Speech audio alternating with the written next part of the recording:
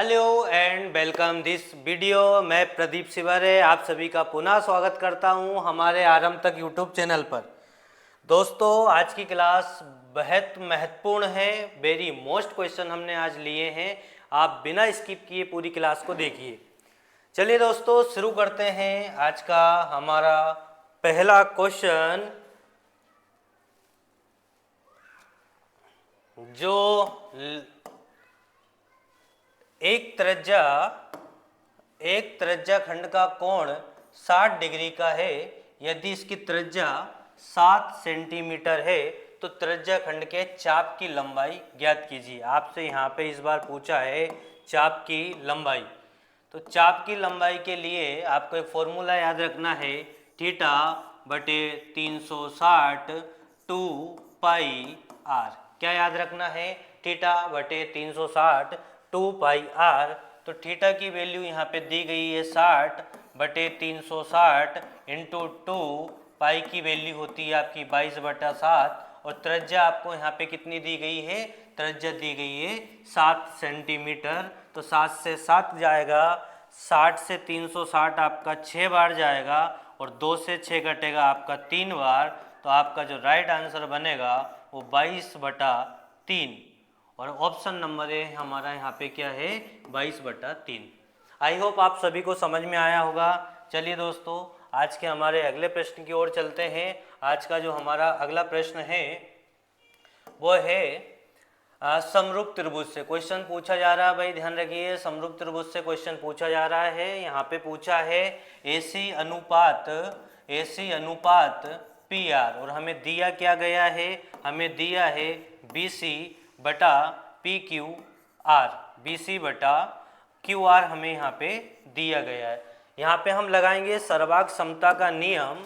काय का नियम लगाएंगे? सर्वांग समता का नियम लगाएंगे, जो होता है हमारा AB बटा PQ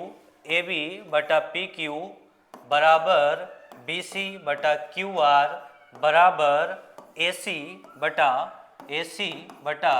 PR। यहाँ पे हमें दिया है BC और QR की वैल्यू, तो BC और QR की वैल्यू हम यहाँ पे रख देंगे। तो ये हो गया हमारा 10/12, 2 पंजे 10 और 2 छंगे 12, क्योंकि जो BC है वो ही AC और QR है और हमसे पूछा था AC और PR।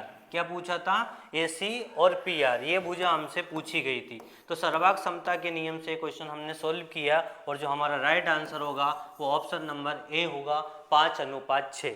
चलिए आज के हमारे अगले प्रश्न की ओर चलते हैं। दी गई आकृति में L समांतर M और यदि त्रियक रेखा Q है। भाई हमें ज्यामिति का क्वेश्चन दिया है और इसमें हमें 2 समांतर रेखाएं दी गई हैं जिनका नाम है L और M, और Q हमें एक क्या दी गई है? त्रियक रेखा दी है। और हमसे कोण P का मान पूछा है। किसका मान पूछा है? कोण P का मान पूछा है। स्टार लगाना है, IMP लिखना है। मोस्ट क्वेश्चन ये। यहाँ पे एकांतर कोण दिए हमें और जो दोनों एकांतर कोण होते हैं वो आपस में बराबर होते हैं। तो x + 70 बराबर 2x + 20। तो ये हो जाएगा आपका माइनस का x बराबर 70 उधर जाएगा तो -50। तो x की वैल्यू यहाँ पे क्या निकलेगी? x की वैल्यू हमारी निकलेगी 50। यहाँ हम रखेंगे तो 50 + 70, तो ये हो जाएगा 120 डिग्री। और ये शीर्षाभिमुख कोण है तो ये जो है इसके बराबर होता है। ये 120 है तो ये भी हमारा कितना होगा? 120 डिग्री होगा। तो कोण P की जो वैल्यू आएगी वो आएगी 120 डिग्री। आई होप आप सभी को समझ में आ रहा होगा। हमारा यहाँ पे जो राइट आंसर बनेगा वो ऑप्शन नंबर ए बनेगा। चलिए अगले प्रश्न की ओर चलते हैं। आज का हमारा अगला प्रश्न है, त्रिभुज ABC और त्रिभुज PQR समरूप त्रिभुज है। ये त्रिभुज ABC और त्रिभुज PQR क्या है? समरूप त्रिभुज है। यदि BC अनुपात QR हमें दिया है 1:4, तो त्रिभुजों के क्षेत्रफलों का अनुपात ज्ञात कीजिए। सर्वांग समता में आपको याद रखना है कि त्रिभुज ABC बटा त्रिभुज PQR बराबर होता है किसी भी दो भुजाओं के वर्गों के बराबर। तो यहाँ हम ले लेंगे BC बटा QR का स्क्वायर। BC का मान दिया है हमें 1, तो 1 का स्क्वायर 1, और QR का मान दिया हमें 4, तो 4 का स्क्वायर हो जाएगा हमारा 16। तो यहाँ पे हमारा जो राइट आंसर बनेगा वो 1:16 बनेगा। चलिए अगले प्रश्न की ओर चलते हैं। आज का हमारा अगला प्रश्न है, एक चतुर्भुज ABCD के कोण क्रमशः 3:7:4 है, तो सबसे छोटे कोण का मान ज्ञात कीजिए। हमसे पूछा है सबसे छोटे कोण का मान। तो चतुर्भुज के जो चारों कोण होते हैं उनका योग होता है 360 डिग्री। तो ये यहाँ पे हमारा योग बनेगा 3 और 7 10, 10 6 16, 16 और 4 20। तो 360 बटा 20, और 0 से 0 जाएगा, 2 से ये 18। हमसे पूछा है सबसे छोटा कोण, और सबसे छोटा कोण हमारा यहाँ पे क्या है 3, तो 3 गुणा 18 करेंगे तो 18 तिया 54 डिग्री हमारा क्या बनेगा, राइट आंसर बनेगा। ऑप्शन नंबर ए हमारा यहाँ पे क्या हो जाएगा, राइट हो जाएगा। चलिए दोस्तों अगले प्रश्न की ओर चलते हैं। आज का हमारा अगला प्रश्न है, 9 भुजाओं वाले बहुभुज में शीर्षों को जोड़कर कितने गैर अतिव्यापी त्रिभुज बनाए जा सकते हैं। स्टार लगाना है, IMP लिखना है, और सेकेंडों में सोल्व होने वाला है सवाल है। जब भी आपसे गैर अतिव्यापी त्रिभुजों की संख्या पूछी जाए तो आपको फॉर्मूला याद रखना है n-2। बस क्या याद रखना है, n-2। n का जो मान दिया है वो दिया हमें 9, और 9 में से 2 जाएगा तो हमारा जो राइट आंसर बनेगा 7। कितने गैर अतिव्यापी त्रिभुज बनेंगे, 7 बनेंगे। सवाल का जो राइट आंसर होगा वो होगा ऑप्शन नंबर ए। चलिए अगले प्रश्न की ओर चलते हैं। आज का जो हमारा अगला प्रश्न है, एक व्यक्ति 28,000 रुपये में कुछ वस्तुएं खरीदता है तथा उनमें से 2/3 वस्तुओं को 5% लाभ पर बेच देता है। वे शेष वस्तुओं को कितने प्रतिशत लाभ पर बेचे कि उसे कुल वस्तुओं पर 12% का लाभ हो। ऐसे प्रश्नों को हमें भिन्न से सोल्व कर लेना है। 2/3, तो यहाँ पे टोटल वस्तु कितनी है, टोटल वस्तु यहाँ पे 3 है। टोटल वस्तु यहाँ पे कितनी है, 3 है। और उन्होंने बोला है कि जिनमें से 2 वस्तुएं जो है वो 5% लाभ पर बेचा है, तो टोटल 10% लाभ उन्हें यहाँ पे मिला है। शेष वस्तुओं को कितने प्रतिशत लाभ पर बेचें, शेष वस्तु हमारी हो जाएगी 1, क्योंकि टोटल वस्तु है हमारी कितनी, 3। तो 1 को हम बेचेंगे X% लाभ पर, जिससे हमें क्या होगा, सभी वस्तुओं पर कुल 12% का लाभ है। 12% का गुणा 3 से करेंगे तो 12 तिया 36%। ओवरऑल हमें 36% का लाभ होना चाहिए, जिसमें से 10% लाभ हमारे पास आ चुका है। तो शेष वस्तुओं पे हमें कितने प्रतिशत लाभ की ज़रूरत पड़ेगी, 26% लाभ की ज़रूरत पड़ेगी। तो हमारा राइट आंसर यहाँ पे ऑप्शन नंबर बी हो जाएगा। आई होप आप सभी को समझ में आया होगा। क्वेश्चन पे स्टार लगाइए, IMP लिखिए। सारे क्वेश्चंस आज के इम्पोर्टेंट है। आप चैनल को सब्सक्राइब जरूर कीजिए और अपने दोस्तों को लिंक जरूर भेजिए इस चैनल की। चलिए दोस्तों अगले प्रश्न की ओर चलते हैं। आज का हमारा अगला प्रश्न है, एक विक्रेता 24,400 रुपये की दर से 2 वस्तुओं को बेचता है। पहली वस्तु पर यदि 20% लाभ और दूसरी वस्तु पर 10% की हानि होती है, तो पूरे सौदे में उसे कुल कितने प्रतिशत लाभ या हानि हुई। देखो अगर समान प्रतिशत लाभ या हानि होता तो हमारा फॉर्मूला x²/100 होता और हमें सदैव क्या होती, हानि होती। पर आज हमारे क्वेश्चन में चेंज है, इसलिए आपको एक फॉर्मूला यहाँ पे याद रखना पड़ेगा, जो हमने यहाँ साइड में लिखा है। 100 कोष्टक में x + y + 2x/y और पूरे के बटे में 200 + x + y। इस फॉर्मूले से ये क्वेश्चन जो है वो सिंपल बन जाता है। यहाँ पे लाभ को हम प्लस में लेंगे, कितना परसेंट लाभ है 20% लाभ, तो प्लस 20, और हानि को हम माइनस में लेंगे तो माइनस का यहाँ पे क्या 10। तो जहाँ पे x की वैल्यू हम यहाँ प्लस 20 रखेंगे और y की वैल्यू क्या रखेंगे माइनस 10 रखेंगे। सोल्व करते हैं इसे, 100 और 20 माइनस 10, और देखो एक माइनस यहाँ पे है, ये प्लस और माइनस माइनस हो जाएगा, इसलिए हम प्लस को क्या लिखेंगे माइनस लिखेंगे। 2 गुणा 20 गुणा 10, और पूरे के बटे में है हमारा 200 प्लस 20 माइनस का 10। करा क्या है हमने x की जगह प्लस 20 रखा है, y की जगह माइनस का 10 रखा है। तो ये हो जाएगा 100 और 20 में से 10 गए तो 10, और 10 का गुणा 100 से करेंगे तो 1000, माइनस का 20 धाम का 200, और 200 का गुणा 2 से करेंगे तो 400।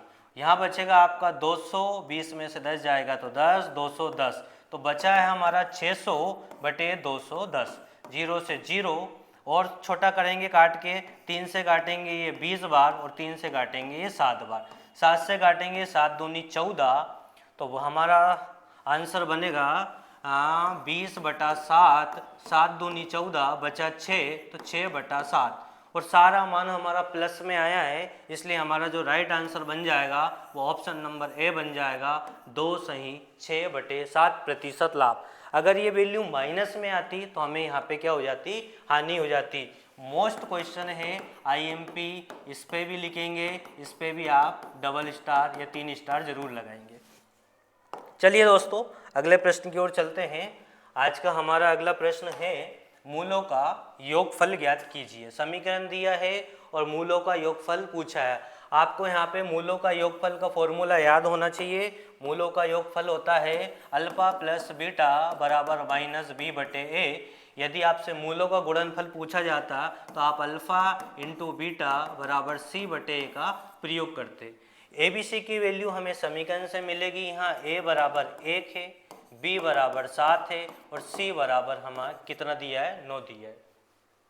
मान रखेंगे तो माइनस, और बी की वैल्यू दी है हमें 7 और ए की वैल्यू दी है हमें 1, तो हमारा जो राइट आंसर बनेगा वो माइनस का क्या बनेगा 7 बनेगा। ऑप्शन नंबर बी हमारा यहाँ पे क्या हो जाएगा राइट हो जाएगा। चलिए अगले प्रश्न की ओर चलते हैं। आज का हमारा अगला प्रश्न है विकर्णों की संख्या ज्ञात कीजिए। भाई ये क्वेश्चंस भी पेपर में पूछा जा रहा है। विकर्णों की संख्या का फॉर्मूला होता है n-3 और पूरे के बटे में 2। n की वैल्यू है पंचभुज मतलब 5, तो 5 में से 3 जाएगा बटे में 2। 5 गुणा 5 में से 3 जाएगा तो 2 बटा 2, 2 से 2 काटोगे तो राइट आंसर यहाँ पे क्या बनेगा आपका ऑप्शन नंबर ए बनेगा। चलिए अगले सवाल की ओर चलते हैं। आज का हमारा अगला प्रश्न पढ़िए। एक आयताकार भूखंड की लंबाई तथा चौड़ाई का अनुपात 3:5 है। कितना दिया है हमें 3:5 दिया है, और परिमाप दिया है हमें 480 और पूछा है हमसे क्या क्षेत्रफल। आयत का परिमाप होता है 2a + b और जो हमें दिया है 480। 2 से काटेंगे 240 बार, ये हो जाएगा आपका 8x बराबर 240। 8 तिया 24, तो x की वैल्यू यहाँ से कितनी निकली 30। एक भुजा हो जाएगी आपकी 30 तिया 90, और एक भुजा हो जाएगी आपकी 30 गुणा 5 करोगे तो 150।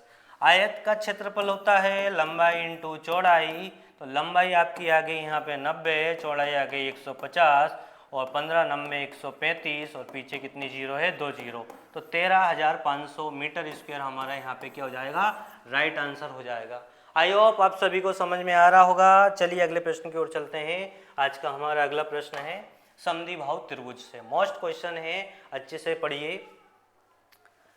यदि एक समद्विबाहु त्रिभुज की 2 समान भुजाएं 6 और असमान भुजा 8 सेंटीमीटर है तो समद्विबाहु त्रिभुज का क्षेत्रफल ज्ञात कीजिए। यहाँ फॉर्मूला याद रखना पड़ेगा। समद्विबाहु त्रिभुज का क्षेत्रफल b/4 √4a² माइनस का b²। ये फॉर्मूला आपको याद रखना पड़ेगा। b की वैल्यू हमारी 8 और a की वैल्यू हमारी कितनी 6, तो 8/4 √4a², तो 6 का स्क्वायर हो गया आपका 36, माइनस 20 स्क्वायर, 8 का स्क्वायर हो गया 64 और ये कट गया 2 बार। 36 का गुणा 4 से करोगे तो 36 इंटू 4 कर लो आप, तो 6 चौके 24, 4 ती 12, 13 14, 144 में से आप 64 घटाओगे तो 0, 14 में से 6 गया तो 80, 2√80 हमारा क्या बनेगा यहाँ पे आंसर बनेगा। तो इस सवाल का जो आंसर हो जाएगा 2√80 सेंटीमीटर स्क्वायर हो जाएगा। इस पे भी स्टार लगा के IMP लिखना। चलिए दोस्तों अगले प्रश्न की ओर चलते हैं। बहुत सारे नए बच्चों को हमारी क्लास के क्वेश्चन अभी समझ में नहीं आते हैं। जैसे हमारी मध्य प्रदेश पुलिस कांस्टेबल की सीरीज कंप्लीट हो जाएगी, हम उन बच्चों के लिए भी क्लासेस स्टार्ट करेंगे। अगला पूछा है त्रिज्या खंड का क्षेत्रफल ज्ञात कीजिए। त्रिज्या खंड का क्षेत्रफल ज्ञात कीजिए। त्रिज्या खंड का क्षेत्रफल होता है θ/360 πr²। थीटा की वैल्यू हमें दी है कितनी 60 डिग्री, तो 60/360 इंटू पाई की वैल्यू है 22/7 और त्रिज्या दी है हमें 21, तो 21 गुणा 21 कैलकुलेट करते हैं। 6 से 36 6 बार कट जाएगा, 7 तिया 21, 3 दूनी 6 और 2 से 22 काटेंगे 11 बार। 21 गुणा 11 करोगे तो 21 और 21 तो 231 आपका यहाँ पे क्या बनेगा राइट आंसर बनेगा। ऑप्शन नंबर ए आपका यहाँ पे क्या हो जाएगा राइट आंसर हो जाएगा। चलिए दोस्तों अगले प्रश्न की ओर चलते हैं। एक त्रिभुज की भुजाएं 5 तथा 6 सेंटीमीटर है, इनके बीच का कोण 60 डिग्री का है। जब भी आपको कोण दिया हो तो यहाँ पे आपको साइन की वैल्यू लेना है। या 60 दिया तो हम काय की वैल्यू लेंगे साइन 60 की वैल्यू लेंगे। 1/2, एक भुजा दी है 5, एक भुजा दी है 6 और यहाँ पे 60 डिग्री दिया है, तो हम यहाँ पे क्या वैल्यू लेंगे, हम लेंगे साइन 60। और साइन 60 की जो वैल्यू होती है वो होती है √3/2, 6 पंजे 30 इंटू √3/2। 2 से काटेंगे 15 बार और 15 से ऑप्शन हमारे यहीं मिल जाएंगे, तो 15√3/2। तो ऑप्शन नंबर जो ए है यहाँ पे क्या हो जाएगा राइट हो जाएगा। और भी आप काट सकते हो पर हमारा ऑप्शन यहाँ मिल चुका है इसलिए हम आगे नहीं जाएंगे। चलिए अगले प्रश्न को पढ़ते हैं। अगला प्रश्न है आपका समचतुर्भुज से। समचतुर्भुज के विकर्ण आपको दिए हैं, D1 और D2 की वैल्यू आपको दी है, कितनी दी है 20 और 18। और क्षेत्रफल पूछा है समचतुर्भुज का क्षेत्रफल 1/2 D1 into D2, 1/2 D1 into D2। D1 हमारा 20 है, D2 हमारा 18 है। 2 से 20 10 बार, 10 गुणा 18 करोगे तो 180 हमारा क्या बनेगा राइट आंसर बनेगा। चलिए अगले प्रश्न की ओर चलते हैं, बिल्कुल समय खराब नहीं करेंगे आप लोगों का। और एक समचतुर्भुज के विकर्ण की लंबाई 30 तथा 40 मीटर दिए, यदि भुजाओं की लंबाई भुजा की लंबाई 20 मीटर दी है। भाई most question, very most question, star जरूर लगाना है। जब भी आपको भुजा की लंबाई दी है तो भुजा में जब आप ऊंचाई का गुणा करोगे तो ये बनेगा क्षेत्रफल के बराबर। क्षेत्रफल होता है 1/2 D1 इंटू D2। ए की वैल्यू आपको 20 दी है, एच आपसे पूछा है 1/2, D1 30 दिया है, D2 आपको 40 दिया है। 2 से 40 20 बार, 20 से 20 कैंसल, तो एच की वैल्यू यहाँ पे कितनी निकलेगी 30 निकलेगी। 30 मीटर आपका यहाँ पे क्या हो जाएगा राइट आंसर हो जाएगा। वीडियो को लाइक कीजिए, कमेंट कीजिए और सब्सक्राइब जरूर कीजिए। चलिए अगले प्रश्न को पढ़ते हैं। आज का हमारा अगला प्रश्न, एक समांतर चतुर्भुज की आसन भुजाएं 10 सेंटीमीटर और 6 सेंटीमीटर दिए, को भुजाओं को मिलाने वाला विकर्ण भी आपको दिया। भाई चतुर्भुज बना लेते हैं। एक भुजा आपको 10 दिए है, एक 6 दिए और विकर्ण कितना दिया है 8 दिया है। और क्षेत्रफल पूछा है तो पहले हम इस त्रिभुज का क्षेत्रफल निकालेंगे, इसका 2 गुना कर देंगे, हमारा राइट आंसर आ जाएगा। पहले हमें एस की ज़रूरत पड़ेगी। एस के लिए 8 + 10 + 6/2। 8 से 14, 14 10 24 और 24 का आधा होता है 12। हमारा एस की जो वैल्यू निकली है वो कितनी निकली है 12 निकली है। हेरो का फॉर्मूला लगाएंगे, 12 इंटू 12 में से 10 जाएगा, 2 बचेगा, 12 में से 6 जाएगा, 6 बचेगा और 12 में से 8 जाएगा, 4 बचेगा। इसे सोल्व करके इसका 2 गुना कर देंगे, हमारा आंसर आ जाएगा। 12 को हम लिखेंगे 6 गुणा 2 और 6 गुणा 4। 2 6 में से 1 6 हमारा बाहर आ गया और 12 को लिखा 6, 1 2 ये हम भूल चुके थे, इसको यहाँ पे लिख देते हैं। तो ये 2 में से 1 2 बाहर आ जाएगा और 4 में से क्या बाहर आ जाएगा, 2 बाहर आ जाएगा। 6 दूनी 12, 12 दूनी 24। तो इस वाले एरिया का जो क्षेत्रफल आया है वो आया 24, और आपको पूरा क्षेत्रफल ज्ञात करना है, इसलिए आप 2 का गुणा कर दोगे तो 24 दूनी 48, और सेंटीमीटर में है तो सेंटीमीटर स्क्वायर आपका क्या हो जाएगा, आंसर आ जाएगा। एरो का फॉर्मूला लगाना था, जो ये पार्ट निकला है इसका 2 गुना करना था, बस इतना सा आपको इस सवाल में करना था। चलिए अगला प्रश्न है, एक घन की भुजा में 20% की वृद्धि करने पर उसके आयतन में कितने प्रतिशत की वृद्धि होगी।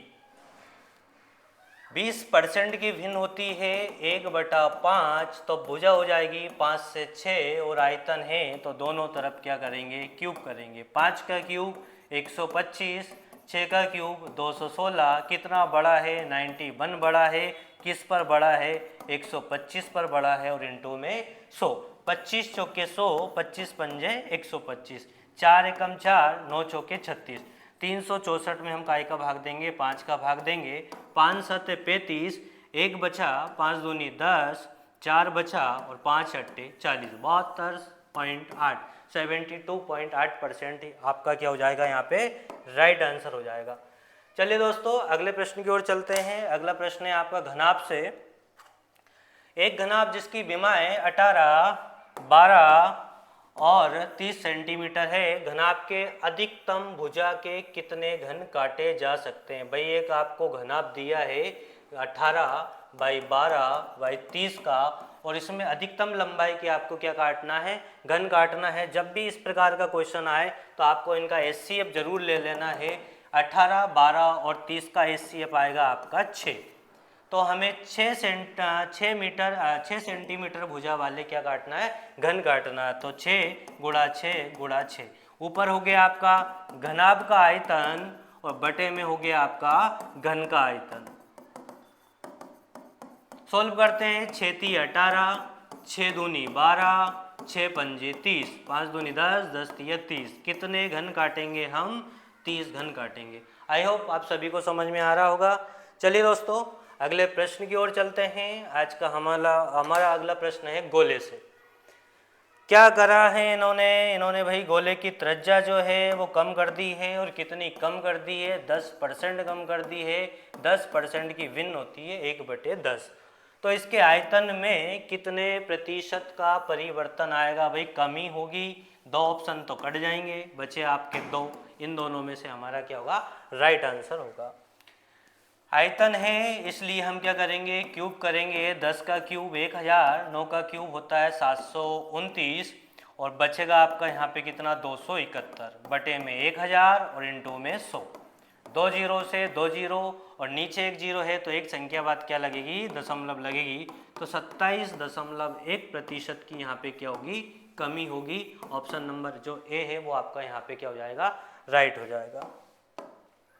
चलिए दोस्तों अगले प्रश्न की ओर चलते हैं। आज का हमारा अगला प्रश्न, 3 ठोस धातु के गोले जिनकी त्रिज्याएं 3 सेंटीमीटर, 4 सेंटीमीटर और 5 सेंटीमीटर है को पिघलाकर एक गोला बनाया गया है, तो नए गोले की त्रिज्या ज्ञात कीजिए। बड़े गोले की त्रिज्या बराबर 3 छोटे गोले की त्रिज्याओं का योग, R1 का क्यूब, R2 का क्यूब प्लस R3 का क्यूब। यहाँ से क्यूब हटाएंगे, यहाँ पे क्यूब रूट लग जाएगा, बस सोल्व कर लेना इस सवाल को। 3 का क्यूब होता है आपका 27, 4 का क्यूब 64, 5 का क्यूब 125। 125, 64 और 27 को जोड़ेंगे, 5 6 9, 9 7 16, 16 का 6, यहाँ से लाया 1, 6 2 8, 2 9, 6 4 10 और 1 11, और ये 216। आपको 216 का क्या निकालना है, क्यूब रूट निकालना है, घनमूल निकालना है। तो हमारा जो राइट आंसर बनेगा वो बनेगा 6 सेंटीमीटर। आई होप आप सभी को समझ में आया, सिंपल क्वेश्चन है। चलिए अगले प्रश्न की ओर चलते हैं। आज का हमारा अगला प्रश्न है वो है घनाभ से। एक घनाकार खेत की भुजाएं 6 मीटर, 5 मीटर और 2 मीटर है। इस खेत पर फसल काटने का खर्च 1000 रुपये मीटर क्यूब है, तो कुल खर्चा बताना है। वही घनाभ का आयतन गुणा खर्चा। खर्चा कितना है भाई 1000, घनाभ का आयतन लंबाई इंटू चौड़ाई इंटू ऊंचाई, 6 इंटू 5 इंटू 2 और क्या रुपए हैं 1000 रुपये। 6 पंजी 30, 30 दूनी 60 और 60 का गुणा 1000 से करेंगे तो हमारा जो राइट आंसर बनेगा वो 60,000 रुपये बनेगा। तो यहाँ पे हमारा right answer option number C हो जाएगा। चलिए दोस्तों अगले प्रश्न की ओर चलते हैं। आज का हमारा अगला प्रश्न है कैसे गोले से। 20 सेंटीमीटर त्रिज्या वाले गोले को पिघलाकर 5 सेंटीमीटर त्रिज्या वाली कितनी गोलियां बनाई जा सकती। कितनी मतलब पूछिए संख्या, तो ऊपर बड़े गोले का आयतन बटा छोटे गोले का आयतन, छोटे गोले का आयतन। यहाँ पे गोले का आयतन 4/3 पाई आर क्यूब बटा 4/3 पाई आर क्यूब। 4/3 पाई से 4/3 पाई हमारा क्या हो जाएगा, कैंसिल हो जाएगा। बड़े गोले की त्रिज्या 20 दी है तो 20 का क्यूब करेंगे और छोटे गोले की त्रिज्या दी है 5 तो 5 का क्यूब करेंगे। 5 चौके 20, 5 चौके 20 और 5 चौके 20, 4 गुणा 4 गुणा 4 चौके 16, 16 चौके 64, 64 गोलियां हम बना पाएंगे। ऑप्शन नंबर डी हमारा यहाँ पे क्या हो जाएगा, राइट हो जाएगा। आई होप आप सभी को समझ में आ रहा होगा। चैनल को सब्सक्राइब जरूर कीजिए दोस्तों। अगले प्रश्न पे चलते हैं। आज का हमारा अगला प्रश्न नाव और धारा से। भाई नाव धारा से पानी की याद आ गई है तो आप क्वेश्चन पढ़िए।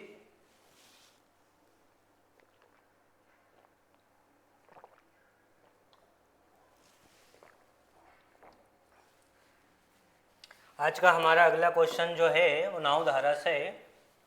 एक व्यक्ति शांत जल में 12 किलोमीटर प्रति घंटे की दर से तैर सकता है। भाई एक्स की वैल्यू हमें दी है कितनी, 12।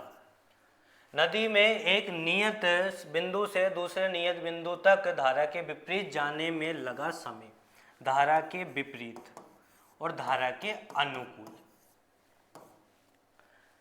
धारा के विपरीत जाने में लगा समय धारा के अनुकूल जाने में लगे समय से 2 गुना। धारा के अनुकूल समय हम x मान लेते हैं, धारा के विपरीत हो जाएगा हमारा 2।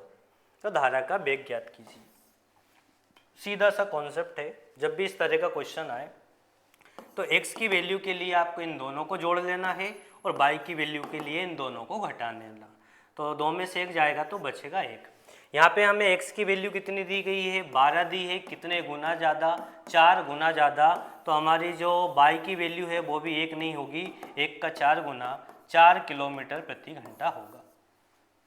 राइट आंसर हमारा क्या बनेगा, यहाँ पे सी बनेगा। कैसे जोड़ लेना है डायरेक्ट ऐसा देखो, अगर आप जोड़ोगे भी तो x + y = 2 और x - y = 1। तो 2x बराबर बनेगा आपका 3, तो x बराबर 3/2 और y बराबर बनेगा 1/2।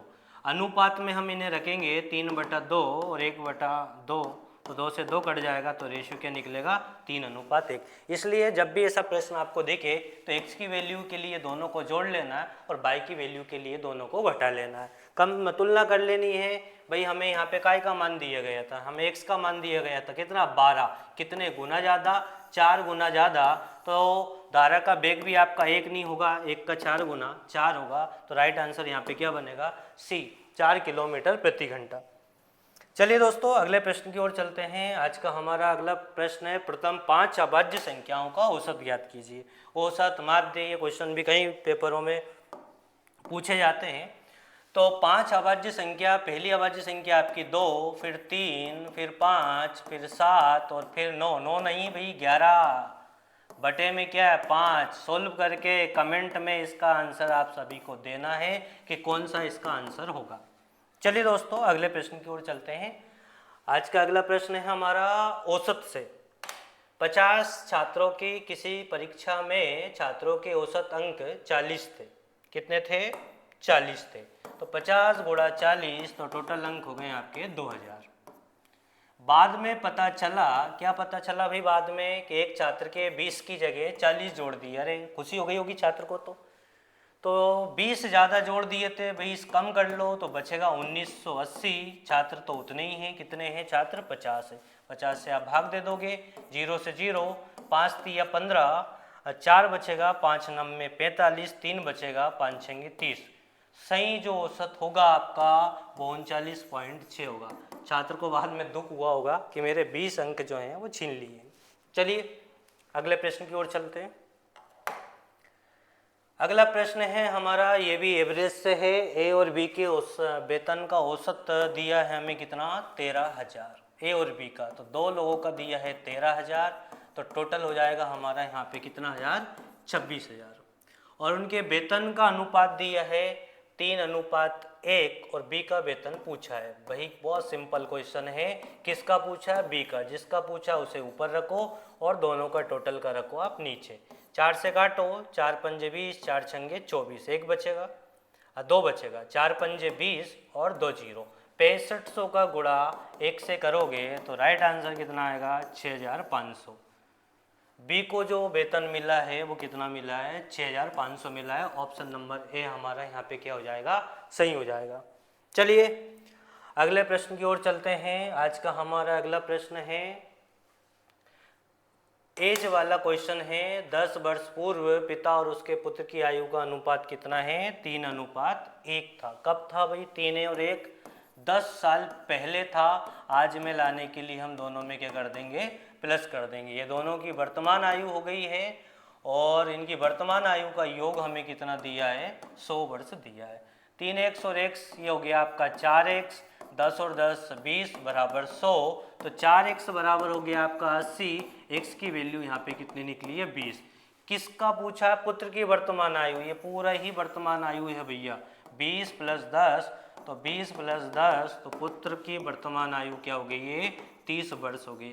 अनुपातिक मेथड से भी आप कर सकते हैं इस क्वेश्चन को, जैसा भी आपको लगे। चलिए अगले प्रश्न की ओर चलते हैं। आज का हमारा अगला प्रश्न बेलन से क्वेश्चन है भैया। बेलन से पेपर में क्वेश्चंस पूछे जा रहे हैं। ज्यामिति, क्षेत्रमिति, त्रिकोणमिति, प्रायिकता, बहुभुज, ये टॉपिक से क्वेश्चंस आ रहे हैं। इन सभी टॉपिकों को पढ़ के अच्छे से जाइए। चलिए पढ़ते हैं। एक बेलन में दो बेलन है भाई। पहले बेलन की त्रिज्या दूसरे बेलन की त्रिज्या का 3 गुना है तथा दूसरे बेलन की ऊंचाई पहले बेलन का 2 गुना है, तो दोनों बेलनों के आयतनों का अनुपात ज्ञात कीजिए। ये हमारा पहला बेलन, ये हमारा दूसरा बेलन। बेलन होता पाई r² h। क्या बोला गया है इन्होंने बोला है कि पहले बेलन की जो त्रिज्या है वो दूसरे बेलन का 3 गुना है, तो दूसरे बेलन की त्रिज्या हो जाएगी r, तो पहले बेलन की त्रिज्या हो जाएगी 3r। फिर बोला है दूसरे बेलन की ऊंचाई पहले बेलन का 2 गुना है। पहले बेलन की ऊंचाई h, तो दूसरे बेलन की ऊंचाई हो जाएगी आपकी 2h। और दोनों बेलनों के आयतनों का अनुपात ज्ञात करें। तो ये पाई से तो पाई गया, r² और h, स्क्वायर से स्क्वायर चल जाएगा। ये हो जाएगा आपका 3r गुणा h बराबर r गुणा 2h। r से r गया, h से h गया, तो अनुपात निकलेगा 3:2। तो हमारा जो राइट आंसर बनेगा वो यहाँ पे बनेगा बी, ऑप्शन नंबर बी, 3:2। एक बार और देख लीजिए कहीं कैलकुलेशन इसमें गड़बड़ नहीं हुई हो, बाकी का क्वेश्चन सही है। चलिए अगले प्रश्न की ओर चलते हैं। आज का हमारा अगला प्रश्न है, इनमें से कौन सी संख्या 8 से विभाज्य है। भाई इससे पहले के क्वेश्चंस को एक बार और देख लेते हैं। इससे पहले का जो क्वेश्चंस है एक बार और देख लेते हैं इस क्वेश्चंस को, कहीं गड़बड़ नहीं हुई हो। चलिए पढ़ते हैं प्रश्न को।